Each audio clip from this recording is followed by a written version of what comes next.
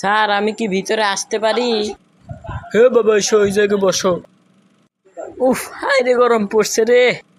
High high, এই কারণেই তো বলি এত গরম কেন। স্যার ফ্যান দেন, ফ্যান দেন। হাই হাই বাবা, তুমি বলো কি? ফ্যান দিলে কত টাকা বিল আসে জানো না? না, আজকে তো প্রাইভেটের প্রথম দিন, তারপরেও স্যারকে এই কথাটা বলা ঠিক হয়নি। আল্লাহ, 1 মাস পার হয়ে গেছে, ওই কেপটে স্যার জানি আজকে ফ্যান দেয়। আল্লাহ, 1 মাস অনেক কষ্ট করে প্রাইভেট পড়ছি, আল্লাহ এবারের মতো জানি ফ্যান দেয়। স্যার ভিতরে এসে বসলাম। বসো বসো। স্যার দয়া করে আজকে ফ্যানটা দেন স্যার। বাবা, তুমি মনে হয় পাগল হয়ে গেছো।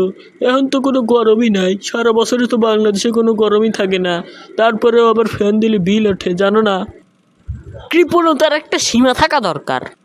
কি, তুমি আমাকে কৃপণ বললে? এই কারণে আমি আর তোমাকে এই প্রাইভেটে পড়াবো না, তোমার বাবা মাকে বলে দেবো। চা দাদা, কেপটে স্যার কগা আমার আম্মু আব্বুক।